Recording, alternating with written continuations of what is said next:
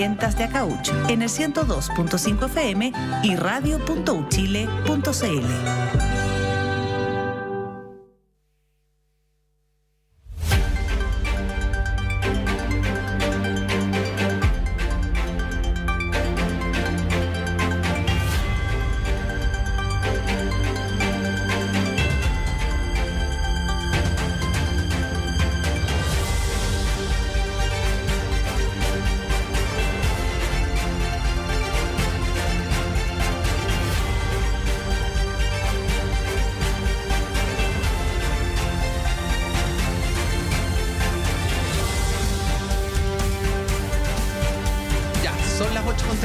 Continuamos en Radio Análisis. Saludamos inmediatamente a Montserrat Rolano. Buenos días, Montserrat. Muy buenos días. Don Carlos Cuadrado Prats, bienvenido. Muchas gracias por estar acá. Buenos días, Patricio. Hola, Monse. Candidato a diputado por el distrito 9, ¿no? 8 comunas. Sí. La que ha sido calificada por algunos como... Esto nunca se había usado en una elección, ¿no? La madre de todas las batallas. ¿No? Primera vez que un periodista dice eso en la historia de la humanidad, sí. Se dice eso del Distrito 8, claro, del Maule. Sí.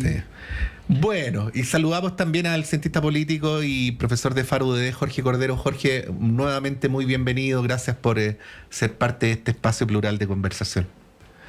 Muchas gracias por la invitación y feliz de poder conversar sobre distintos temas, que es un poco lo que está convocando hoy a la contingencia.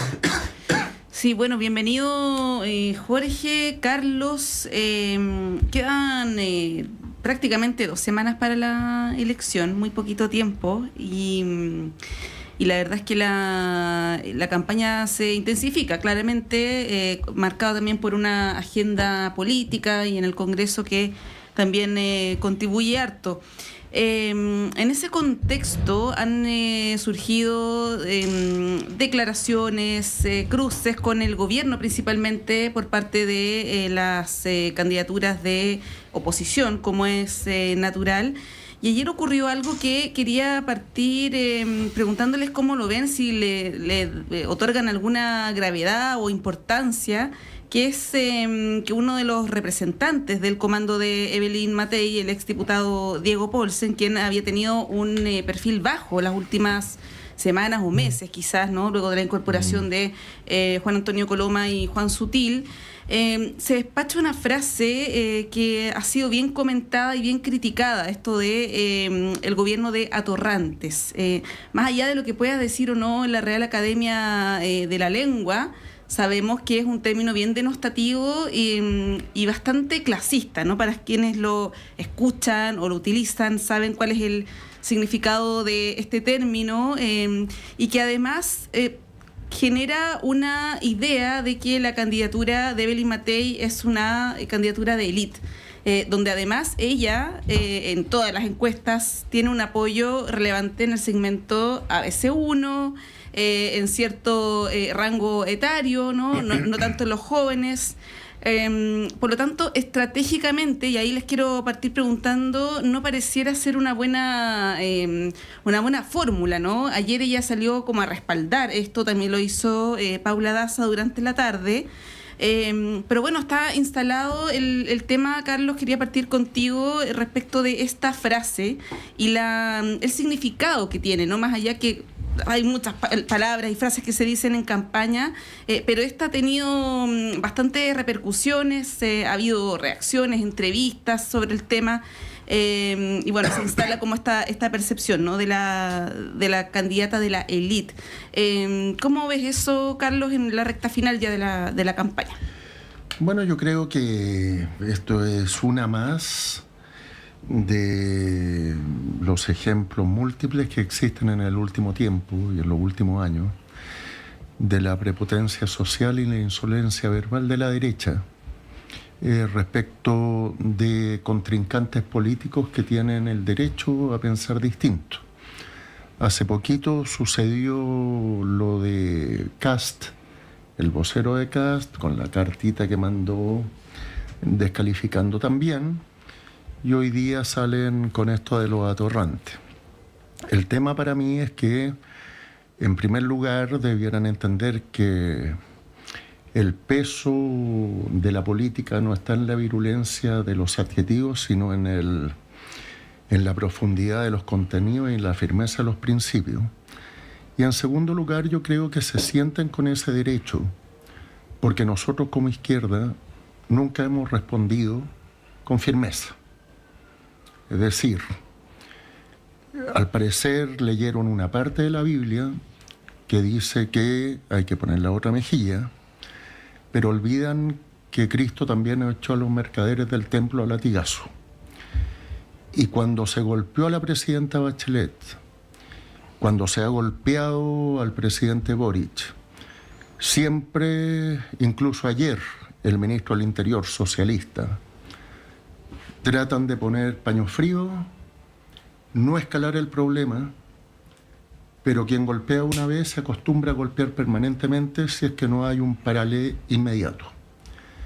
Yo creo que esa constante ha permitido que algunos personajes, como el de ayer, se salgan un poco del margen en que habitualmente golpean, pero creo que hemos sido nosotros los que hemos permitido que eso suceda. Siempre ese no es el tono, cuidemos la democracia, nos costó mucho llegar a esto no es lo que quiere la gente, pero yo tampoco quiero que me estén golpeando permanentemente, y la derecha no tiene derecho a hacerlo. Sí. Sí, ahora muy cortito, también uno podría decir que en el gobierno anterior la izquierda golpeó bastante al presidente Sebastián Piñera. Solamente un comentario que se me viene a la cabeza, esta frase de Beatriz Evia en la recta final también de la campaña por el a favor o en contra, cuando ella dice esto de los verdaderos chilenos. Yo no sé si habrá tenido un efecto electoral, eso está por verse quizás, ¿no? Pero genera probablemente una sensación de ellos y nosotros, que probablemente también podría aplicarse en este caso. Lo planteo como una posibilidad, Pato. Sí, porque además hay varias palabras que tienen un significado literal y un significado connotativo. O sea, el significado literal de atorrante es flojo, Sí, vago, holgazán. Es el significado literal, no tiene otro, según la RAE. Lo que pasa es que connotativamente, por lo menos en Chile, no sé cómo es en otros países de lengua castellana, cuando se usa tiene una connotación de superioridad socioeconómica, ¿no? Sí. Es difícil que alguien, voy a decirlo, disculpen Jorge, Carlos, Monse y estimados auditores y televidentes que lo digo de una manera tan vulgar, pero es muy difícil que uno le diga atorrante a una persona que gana más dinero que uno, ¿no? Una forma de rotear. Casi siempre es para abajo, ¿no? Y por eso entonces que genera la reacción que produce. Bueno, hago esta introducción, no es una pregunta, Jorge, es para incorporar un elemento más para darle continuidad a la conversación. La palabra es toda tuya. Muchas gracias. A ver, yo creo que esto se puede analizar desde distintas, como por así decirlo, perspectivas, ¿no? Una cosa es analizar el comentario de Diego Paulsen con relación al efecto que podría generar sobre la misma campaña de Evelyn Matei, ¿cierto? Que a mí me parece que ahí hay una reflexión propia que vale la pena, por cierto, dar. Y otra es respecto a la reacción de la izquierda y a cómo han querido, de alguna otra manera, interpretar justamente estas declaraciones que, por cierto, sí tienen un tono agresivo, ¿no? Y a mí me parece que esas dos cosas hay que entenderlas de manera distinta y analizarlas de forma distinta. Respecto a la campaña de Evelyn Matei, yo diría que efectivamente la desperfila, ¿no? Y eso me parece que es un hecho constitutivo. O sea, gran parte de la campaña de Evelyn se ha fundado de alguna otra manera en señalar, en decir que justamente es la alternativa moderada en un supuesto contexto de polarización política. Entonces, a mí me parece que en ese esquema Evelyn Matei desperfila un poco esa imagen que ha tratado de proyectar, por cierto, a mi juicio, más que sin éxito, que tampoco ha logrado conectar bien con la ciudadanía, ¿no? Eso explica también por qué no ha logrado despegar su campaña. Pero a mí me parece que esa declaración del jefe de campaña, en el fondo, del generalísimo, como le decían, desperfila eso y llega en un mal momento justamente por dos cosas, diría yo. Primero, porque hemos visto todas estas declaraciones de actores relevantes del mundo de la centroizquierda que de alguna otra manera dieron el paso, la intención de apoyar a la candidatura de Evelyn Matei de manera pública. Entonces a mí me parece que esta declaración debilita un poco la fortaleza de ese apoyo por parte de figuras de centroizquierda. Y el segundo elemento que yo creo que también viene en mal momento es justamente por el alza, o eventual alza, y hay diferencias en las encuestas, ¿no? Pero de Johannes Kaiser a disputar justamente el tercer lugar desde el punto de vista electoral. Y en ese sentido hay un dicho que es muy común dentro del mundo de los analistas, ¿no? Que es esta cuestión de que entre la copia prefiere al original. A mí me parece que Evelyn Matei ante cualquier escenario va a perder si es que juega los tonos duros, ¿no? Porque al lado tienes a Johannes Kaiser, que es la persona que justamente está compitiendo electoralmente, y en ese esquema Evelyn Matei no va a poder tener un tono más duro, o no va a poder conquistar el electorado de Johannes Kaiser. Entonces a mí lo que a uno la sensación que a uno le deja con este tipo de declaraciones, más allá que uno pudiese estar en contra del gobierno y una serie de otras categorías, ¿no?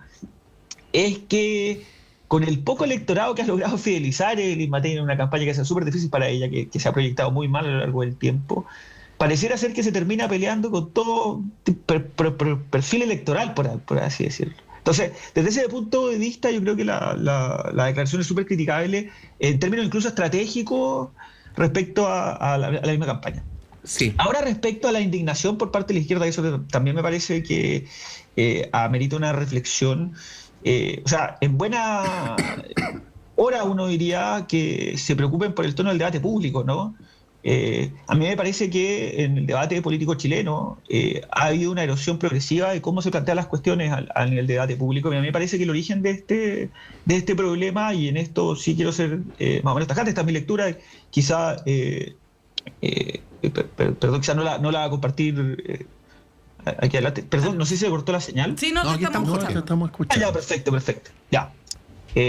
No sé si va a compartir mi lectura, pero a mí me parece que el deterioro del debate público comenzó por parte de la oposición del gobierno anterior. Y eso me parece que es un hecho constitutivo, es una realidad, ¿no?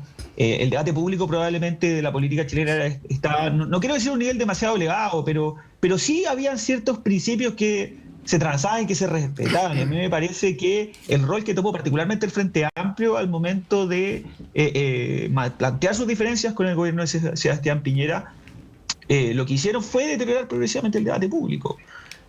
Entonces, lo que yo creo que lo que uno está viendo ahora es que ese tipo de prácticas se van internalizando de alguna otra manera por parte de los actores políticos. Y eso, por cierto, que es problemático. El punto es, creo yo, que aquí hay responsables y eventualmente hay consecuencias. Ya, uno esperaría que si la centro derecha, que vivió justamente esas dificultades por parte de vivir un debate público erosionado, agresivo, no lo replicasen, ¿no? Eso es lo que uno esperaría, por lo menos desde el punto de vista del analista político, desde el punto de vista del observador, como se le llama, el observador externo. Pero lamentablemente los actores políticos internalizan las prácticas. Y más en un contexto en donde hay rechazo presidencial, donde hay desconfianza hacia el gobierno, aumentan los incentivos para plantear críticas más agresivas. Ahora, sobre si esto es clasismo o no es clasismo, la verdad yo creo que me parece que es una interpretación un poco forzada. ¿Ya? En ese sentido quiero ser súper sincero. Yo no me cuesta creer que la ciudadanía lo vaya a interpretar como un acto clasista.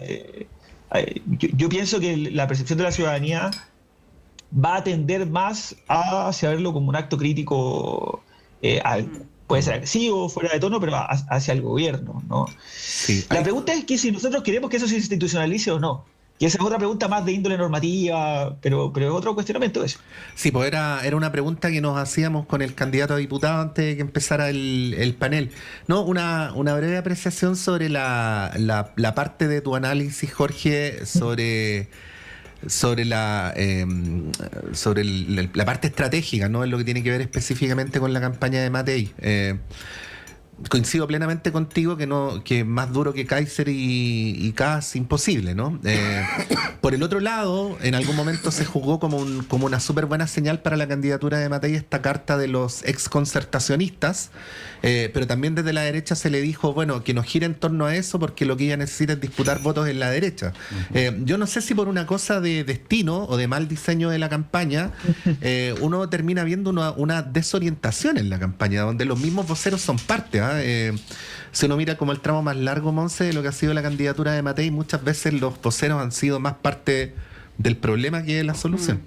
Sí, bueno, y quizás una posibilidad es cierto nerviosismo al constatar a través de varias encuestas, la CADEM fue la última, la CEP igual tiene un cierto desfase, pero que dice algo bien distinto, pero esto de que Johannes Kaiser le estaría pisando los talones a Evelyn Matei puede generar un nerviosismo que es entendible en todo caso. Ahora, Carlos, la atención naturalmente está puesta más en la derecha que en la candidatura de Janet Jara, que tiene como un cupo relativamente asegurado a la segunda vuelta. Se habla de la primaria, de la oposición, pero bueno, en ese contexto tenemos a un Johannes Kaiser que en varias encuestas está subiendo, incluso desplazando a Evelyn Matei por un lado, y ahí te pregunto a qué atribuyes eso, porque se ha visto una baja de José Antonio Kast y un alza Johannes Kaiser, pero también esto que probablemente es de los elementos más relevantes del debate del domingo, lo que plantea José Antonio Kast sobre la migración y los vuelos que él propone que va a enviar hacia, bueno, me imagino gran parte de Venezuela, que es donde está concentrada la población migrante irregular, que son más de 300.000 personas, y donde él plantea que incluso esas mismas personas van a costear parte de su pasaje o del costo de estos vuelos charter, ¿no? Eso ha generado también varias reacciones desde el presidente de la UDI, que dijo que no veía cómo esto podía concretarse.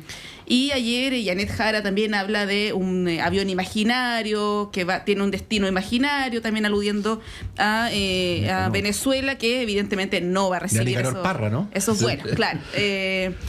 Y te lo pregunto, Carlos, porque en el caso de José Antonio Kast, que tiene la mayor probabilidad de ganar, se ha visto por lo menos en 3 ocasiones incertidumbre o falta de una explicación clara de cómo va a ser lo que él promete hacer. Por ejemplo, el tema de las pensiones. Todavía no dice cómo va a reemplazar o cómo va a compensar el tema del chao préstamo, ¿no? Lo de los 6.000 millones, que además su jefe económico dijo que eran 21.000 millones, tampoco lo ha podido aclarar. Y ahora está el tema de la migración irregular. Estamos hablando de temas centrales de su campaña, o sea, no cuestiones que están en la marginalidad. ¿Cómo analizas eso? Porque efectivamente es, según todas las encuestas, el candidato que tiene más posibilidades de convertirse en presidente. Bueno, yo creo que 2 de las afirmaciones que hizo y que todavía no explica se hicieron en un contexto en que la gente no estaba tan involucrada en el proceso electoral definitivo que toca 2 semanas. Y la gente empieza a tomar decisiones y empieza a conversar más de política y empieza a analizar más las propuestas justo en esta época. Entonces yo creo que la baja de José Antonio Kast se debe también al hecho de que la gente empieza a vincularse más al proceso en que estamos y empieza a ver que cuando le dicen 6.000 millones, incluso Evelyn Matei discute la cifra. Luego cuando habla del chao préstamo, tampoco explica, y ahora con el tema de la migración hicieron un cálculo de cuántos aviones tenían que salir y toda la cuestión, y es impracticable. Por lo tanto, creo que uno puede hacer muchas declaraciones, muchas afirmaciones que al momento inicial parecen muy interesantes. Lo de Lavín en su momento, vamos a hacer cárceles en el medio del desierto o en una isla. Si la gente que delinque ya está presa, da lo mismo donde tú instales una cárcel en términos, no al lado de muchas casas, porque nadie quiere que estén ahí, pero que la instalen en una isla o en el desierto. O sea, la idea de las cárceles funcionan súper bien hasta que dices dónde va a ser. Claro, sí. Por eso te señalo. Entonces, yo creo que por otro lado, la gente empieza a visualizar también peligros que implica para el bienestar precario que han ido adquiriendo en el tiempo, con avances sociales que se han ido dando pero insuficientes, un retroceso. Y por lo tanto, empiezan a mirar con otros ojos y con mayor tranquilidad el proceso de la Janet. Pero eso ¿tú crees que eso podría, que habría un electorado que se podría mover hacia Jara? Porque lo que estamos viendo es que se mueve hacia Kaiser. Yo tengo la impresión que en la primera vuelta uno se puede dar el gustito de votar por Kaiser para patear el tablero porque no quiero nada con nadie. Pero en una segunda vuelta ya es una decisión definitiva. Y al ser una definición definitiva, creo que hay un componente que el 1 más 1 no da 2. Fíjense en la votación de Maite Orsini. Maite Orsini se suponía que cuando ganó era todo izquierda, y luego tú te das cuenta que la composición de esa votación no era Frente Amplio, era múltiples cosas. Descontento, más puntúo, más farándula, lo que sea. O sea, todo eso al mismo tiempo. Yo creo que todo eso junto puede estar pasando con Kaiser. Y que cuando Kaiser no esté en una segunda vuelta, la votación se va a repartir de una forma distinta a que Kaiser es más de derecha que Kast o más duro que Kast, por lo tanto tiene que pasar necesariamente a votar. Pero a ver, Carlos Cuadrado, ¿tú estás diciendo que va a haber votos de Kaiser que se van a pasar a Janet Jara? Yo creo que puede haber votos, no digo todos, pero estoy haciendo el punto de que en una segunda vuelta una composición tan variada, porque Kaiser, te aseguro que toda la gente que vota Kaiser no es de derecha.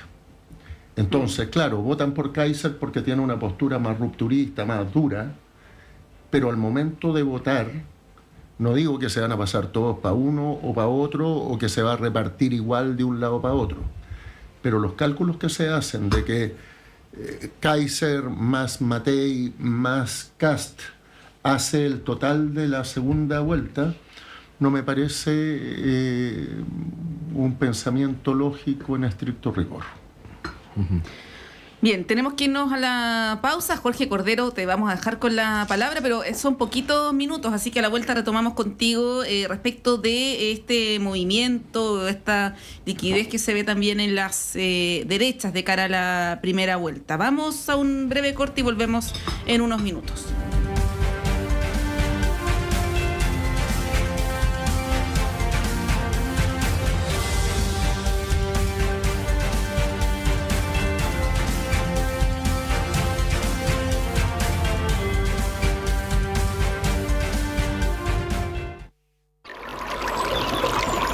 Aguas Trayén o Cascada en Mapudungún es la mejor agua purificada con tecnología de última generación. Para más información, visite su página web www.aguastrayen.com.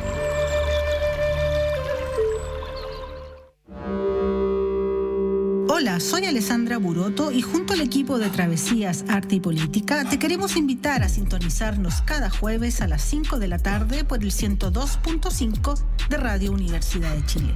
¿Cuáles son las derivas del arte actual, sus prácticas, problemas de interés, su relación con la vida cotidiana y la política y con los sucesos del mundo de hoy? Entrevistas, conversaciones, cartelera y mucho más. Travesías, Arte y Política es un viaje por las derivas del arte en Chile y Latinoamérica. También puedes escucharnos cuando quieras y donde quieras en Volver a Escuchar en www.radio.uchile.cl.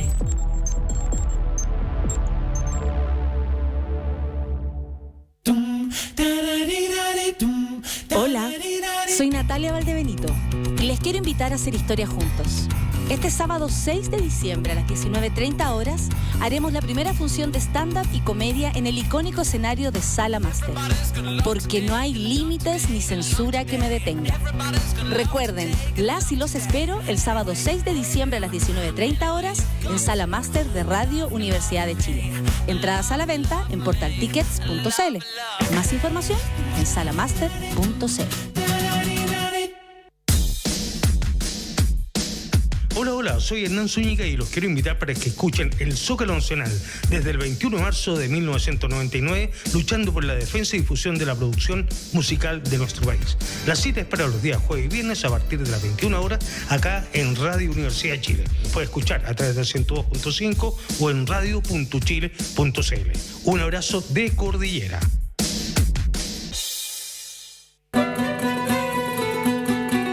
Radio Universidad de Chile, 102.5 en la banda de frecuencia modulada, te invita a escuchar Caleidoscopio de la Salud. Del Departamento de Enfermería de la Universidad de Chile, un programa que respeta la autonomía y apoya la decisión informada de las personas frente al cuidado de su salud y la de otros. 110 años a la vanguardia de los ciudadanos en la salud del país. Caleidoscopio de la Salud, todos los sábados a las 12 horas. En la sala de clases, mis compañeros y yo descubrimos talentos, construimos nuestro proyecto de vida y empezamos a transformar nuestro futuro. Gracias a todos quienes nos entregaron educación de calidad. Hoy soy ingeniera en telecomunicaciones y especialista en inteligencia y ciberseguridad. Gracias a mi colegio cumplí mi sueño. 12 colegios, 14.500 estudiantes, 1.600 educadores. Fundación Belén Educa, 25 años cumpliendo sueños.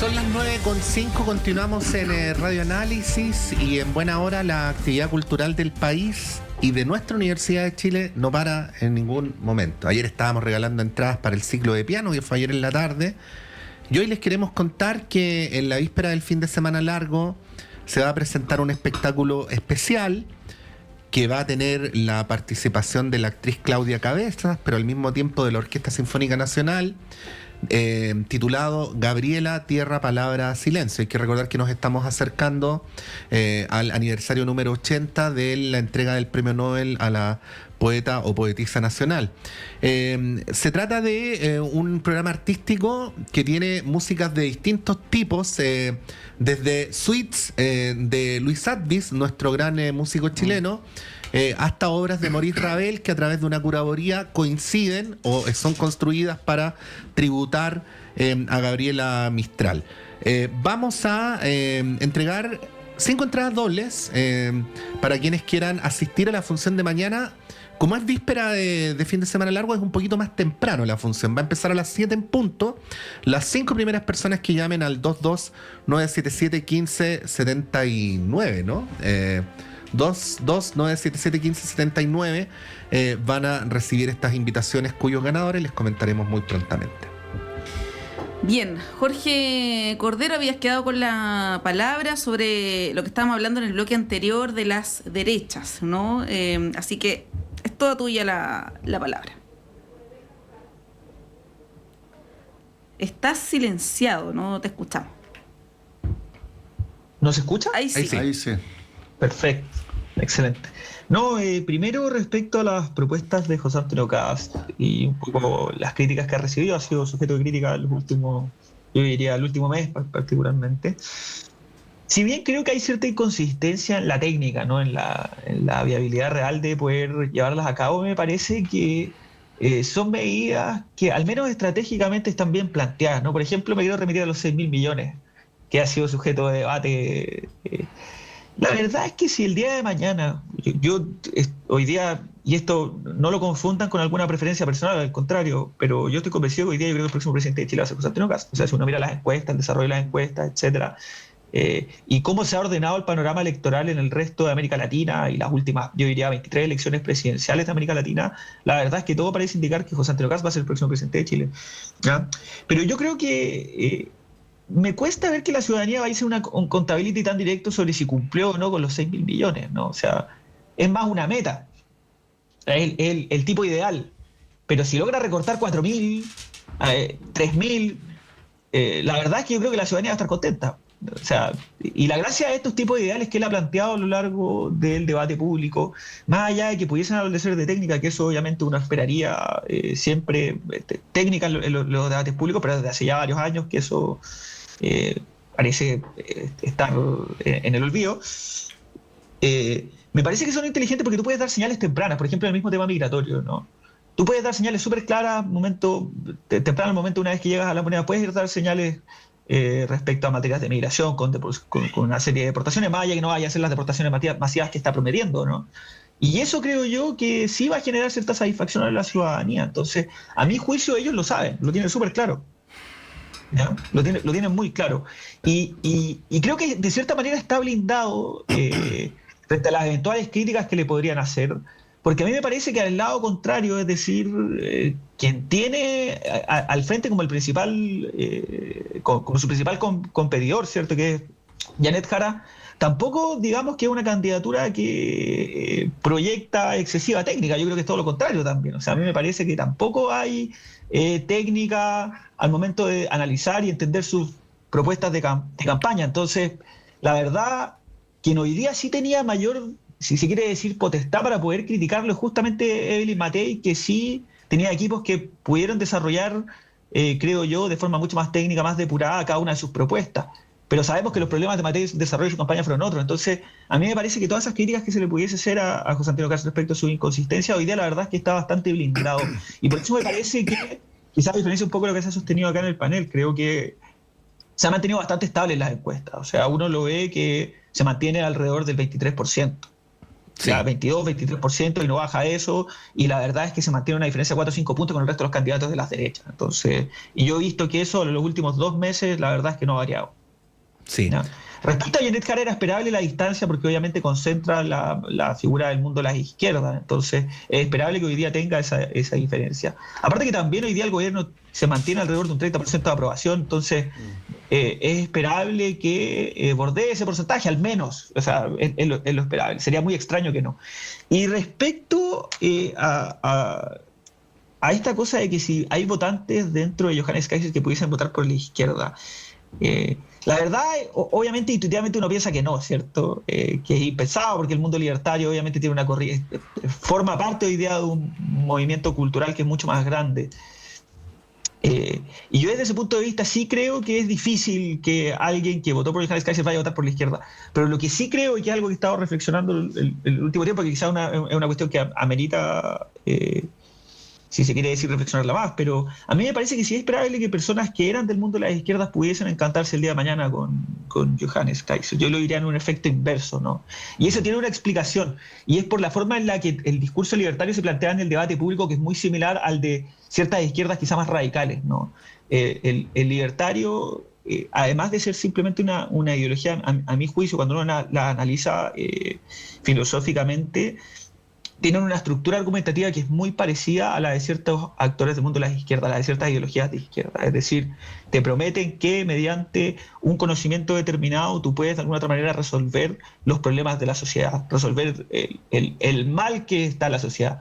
Probablemente parte de la izquierda considera que ese mal está encarnado en el mercado, en el mundo justamente de lo que es el capitalismo, y en el sentido inverso el mundo, el espectro libertario sostiene un razonamiento que es opuesto, es decir, el origen del mal viene justamente del aparato estatal. Entonces, en esa estructura argumentativa me parece que sí puede producirse, por así decirlo, un encantamiento por parte de ciertos actores de un grupo al otro, pero es por una cuestión de concordancia en la estructura filosófica al momento de plantear los argumentos políticos. Sí, lo que dice Jorge, aun cuando haciendo el mismo razonamiento que él hacía antes, podría parecer contraintuitivo, además está demostrado en otros países. O sea, el Frente Nacional de Marine Le Pen, por ejemplo, o el trumpismo, tienen como fuente importante de su electorado los antiguos votos progresistas, socialistas en un caso, demócratas en otro,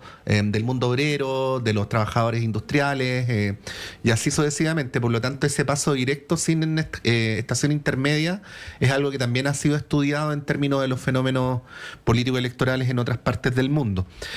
Bueno, queríamos llevarlos a otro tema porque estamos en una simultaneidad de acusaciones constitucionales. Les propongo partir con la del ministro Antonio Ulloa, que se va... Se ve hoy, esa se que se ve a partir de las 10 de la mañana, y que igual que la de Pardo, se ve con buenas posibilidades de que se apruebe. Pero además, en el caso de la acusación constitucional contra Ulloa, partamos por ahí, coinciden dos cosas. Por un lado, la votación misma y el informe favorable de la comisión revisora hacia la aprobación. Pero por el otro lado, el conocimiento público de la investigación que estaba llevando a cabo la fiscal Claudia Peribancic, donde en las intervenciones telefónicas a la ministra Ángela Vivanco se descubre que habría habido gestiones para impedir que Ulloa fuera destituido por la Corte Suprema. Recordemos que cuando la Corte Suprema decide no destituirlo, se generó mucha controversia pública porque la misma Corte Suprema en sus procesos previos había entregado las fundamentaciones para destituirlo y sin embargo no lo destituye, ¿no?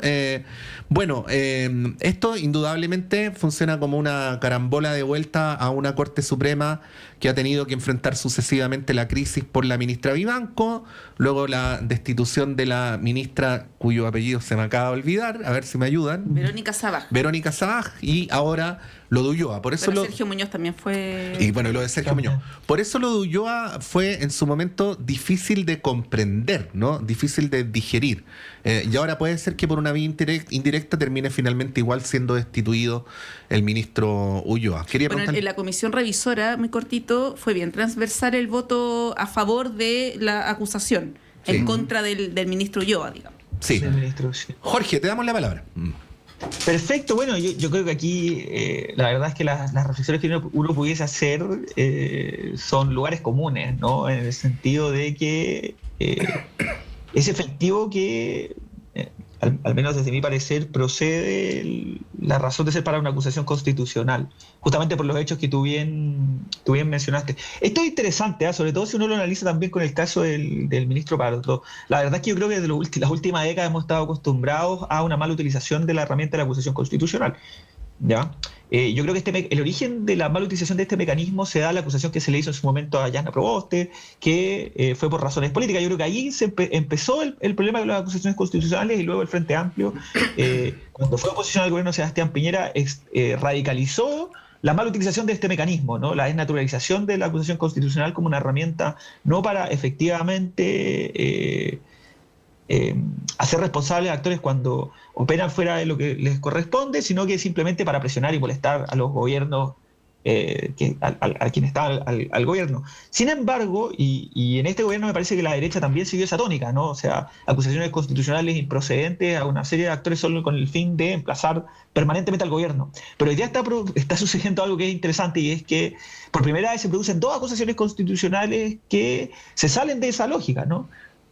Que se salen de la lógica del mero emplazamiento al gobierno, y que buscan de alguna otra manera poder entregar verdaderas señales de que ciertas conductas ameritan y deben tener sanciones, y eso creo yo que le hace bien al sistema político, un sistema político que hoy día está bastante dañado, bastante afectado de cara a largo plazo, ¿no? A mí me parece que dado que va a haber un nuevo Congreso, dado que vamos a tener nuevos actores dentro del sistema, es muy positivo que estos nuevos actores ingresen al sistema, ¿cierto? Con estos precedentes, ¿no? De que dos autoridades, por actuar de forma que no corresponde, están de alguna otra manera sufriendo sanciones súper concretas y duras que esperemos que se aprueben. Lo mencionaron ahí, pero la verdad es que parece haber amplia transversalidad detrás de esta acusación constitucional. O sea, a mí me parece que la posición a favor del diputado Mesa del Partido Republicano, dado lo cohesionados que son los republicanos, a mí me parece que marca un poco cómo van a votar todos ellos en masa, ¿no? Sí, en Chile Vamos cada vez... Exacto, en Chile Vamos uno podría esperar quizá para falta de cohesión, pero también parlamentarios de Renovación Nacional han manifestado que van a votar a favor de esto. De hecho, el mismo Johannes Kaiser entiendo que suspendió su campaña para poder participar y votar en la acusación constitucional. Carlos Cuadrado, ¿cómo ves esta acusación que se vota hoy día y que tiene, como decíamos, buenas posibilidades de aprobarse? A ver, yo concuerdo con Jorge en términos que da la impresión que las acusaciones constitucionales en estos dos casos retornan al cauce que buscan las acusaciones constitucionales. Y hay dos aspectos distintos. Uno es la responsabilidad política y la otra es la responsabilidad profesional perseguible políticamente. Porque la acusación respecto de Pardoe no es solo la última, sino que ya venía con una marca previa por el tema de la fijación en su momento de las tarifas eléctricas y ahora por el mal cálculo. Yo creo que las autoridades políticas deben volver a entender que tienen responsabilidad y tienen que pagar cuando las cosas se consideran que se hicieron mal. A mí yo detesto cuando gente nombrada por el presidente, sea Piñera, sea el que sea, mientras yo siga contando con la confianza del presidente, yo sigo en mi cargo. Si tú hiciste algo mal y te están pagando por eso y tienes la lealtad de la máxima autoridad de Chile, lo mínimo que tú tienes que asumir es que estoy dañándote y tengo que decir yo mismo, ¿sabe qué? No es necesario acusación constitucional, no es necesario que usted me pida la renuncia, yo me voy. Y segundo, respecto del tema de la Corte Suprema, o del ministro Ulloa, yo creo que hay que repensar la forma en que se está nombrando a los miembros de la Corte Suprema, o los ministros. Yo cada vez me hago más, me da más tranquilidad lo que se hacía antes de que en el periodo presidencial de Piñera, el presidente tuviera la posibilidad de nombrar ministros de la Corte, los que le tocó. En el gobierno de la presidenta Bachelet quizás también, porque al final son decisiones presidenciales las que implica una sola persona o el grupo. Esto de que pase por el Senado abre la posibilidad que todos llamen, que todos hagan lobby, que todo se chacree, que todo se compense, y creo que las decisiones un poquito más autoritarias y unipersonales resultan mucho más limpias, aunque sean autoritarias, que lo que hoy día pasa. A mí me da la impresión que esto de abrir tanto el juego ha generado Ulloa, Vivanco y Sabaj y todo, y el propio Hermosilla. Sí, ahí súper breve, como la realidad es compleja, pueden ser las dos cosas ciertas al mismo tiempo. O sea, me parece importante que este país retome la tradición de las responsabilidades políticas, porque está bastante diluida. Pero tampoco hay que llevar, pienso, a la idea de que la mera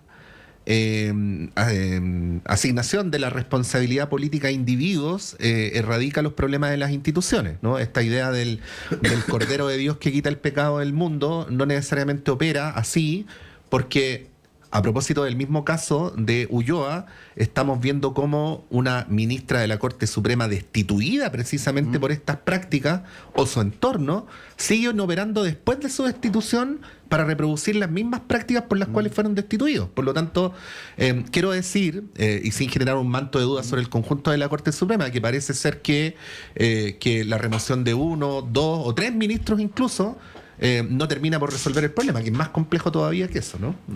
Pero agregar brevemente, si se puede, completamente de acuerdo con lo que señala, ¿no? O sea, los problemas institucionales son mucho más grandes y de más larga data, y este tipo de acciones son gestos. Yo estoy de acuerdo con eso y hay que entenderlo como es. Aunque los gestos, obviamente, yo creo que estamos todos de acuerdo, son necesarios. Respecto a lo del nombramiento de jueces que mencionó Carlos, yo solo haría un matiz pequeño, porque estoy de acuerdo con lo último que dice. Yo no diría que eso es autoritario, no utilizaría ese concepto. O sea, se ha malentendido que en el fondo como que la democracia, o sea, cualquier cosa que no se elija democráticamente es autoritario. Y yo creo que eso no es así. O sea, me parece que una democracia perfectamente puede tener un nombramiento de jueces que no sea como está sujeto hoy día, ¿no? Y de hecho uno podría extremar el argumento, que es un poco ver lo que pasó en México, ¿no? Que esta cuestión como de extender la democracia del nombramiento de actores del Poder Judicial, que irse al otro extremo, y la verdad es que resultó horrible con el deterioro de las instituciones democráticas. Ese era mi alcance. Si tienes razón, yo corrijo, me expresé mal con el autoritarismo en la potestad. Autoridad no es lo mismo que autoritario. Claro, la autoridad que tiene el presidente para nombrar. Ahora, justamente. Es curioso, porque ahora entró la fiscalía, y la fiscal que nombran es la que hizo SQM. Entonces, también uno sale del fuego y cae en la brasa, o pues, sí, no debieran haber elegido a alguien.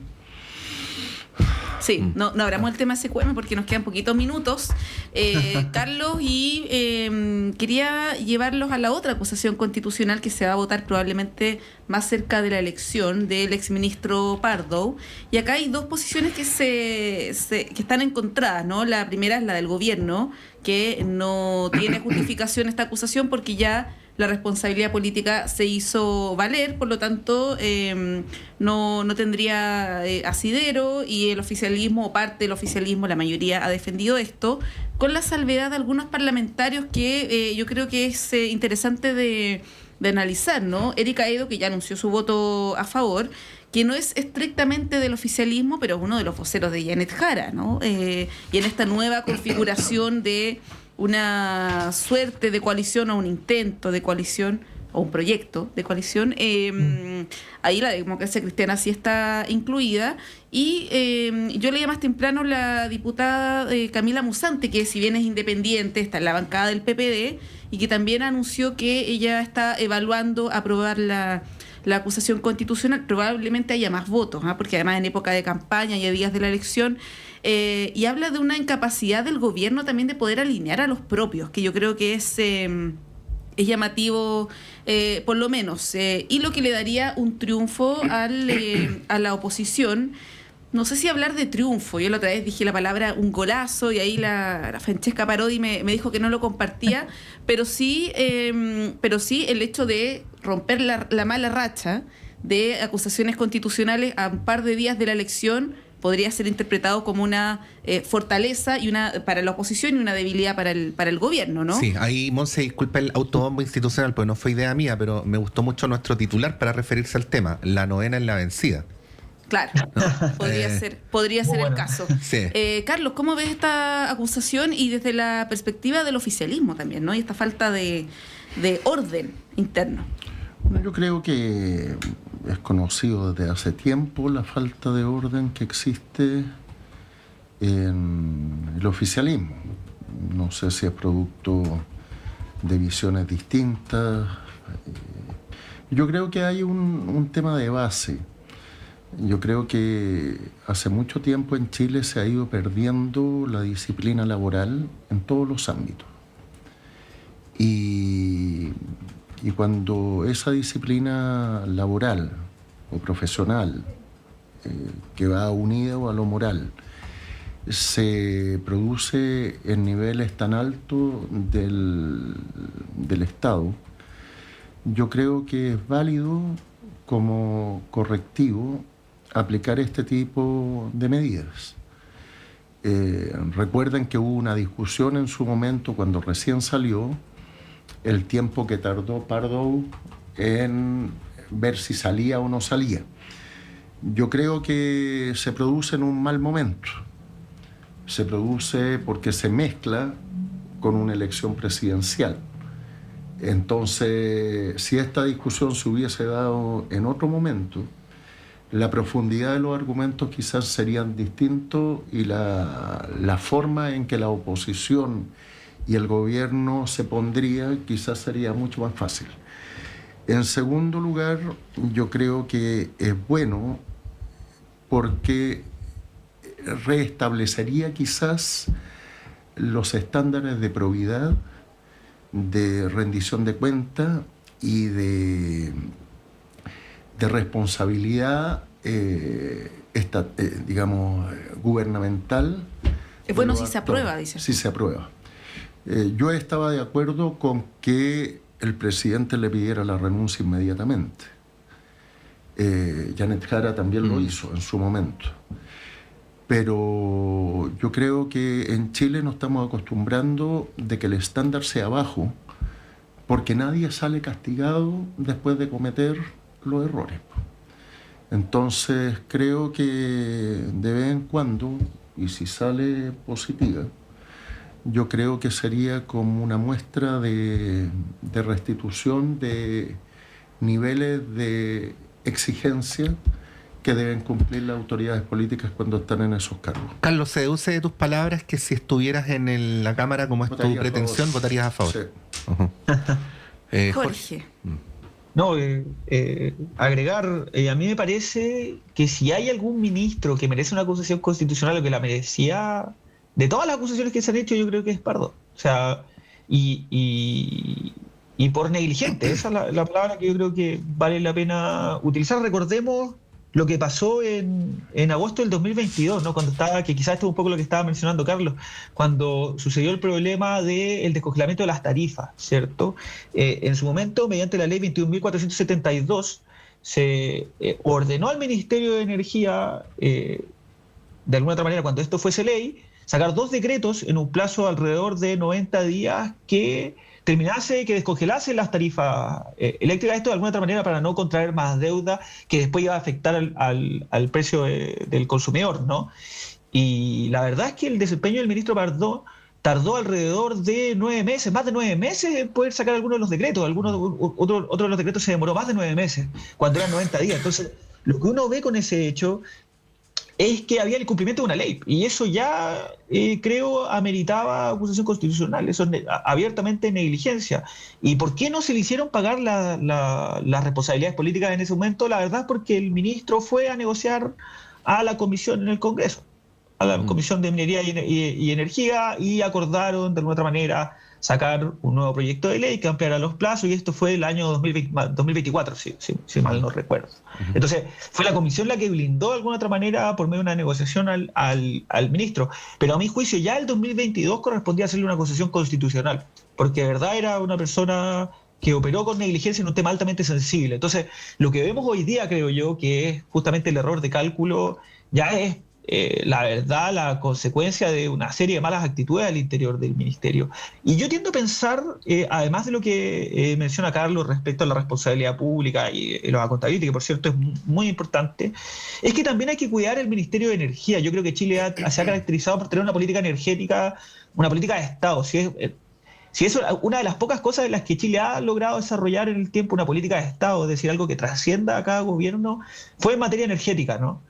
A mí me parece que hubo una alineación ahí, tanto desde la política que planteó Michelle Bachelet con la que planteó Sebastián Piñera, y eso se mantuvo a lo largo del tiempo. Entonces, a mí me parece que la llegada del ministro Pardo lo que hizo fue alterar un poco esa continuidad, esa política de Estado que era ejemplar para nuestro país. Entonces, desde ese punto de vista, se hace aún más urgente, aún más importante que se produzca esta acusación constitucional, porque es un ministerio que hay que cuidar. Bueno, estamos llegando al final de nuestro panel, nos vamos rapidito, pero antes de eso tenemos un compromiso con ustedes, que es contarles quiénes son las y los ganadores. Yo relleno en estos segundos mientras Tania me tiene en ascuas y no me envía la lista. Ahora me la acaba de hacer llegar a través de una tecnología muy misteriosa llamada WhatsApp, ¿no?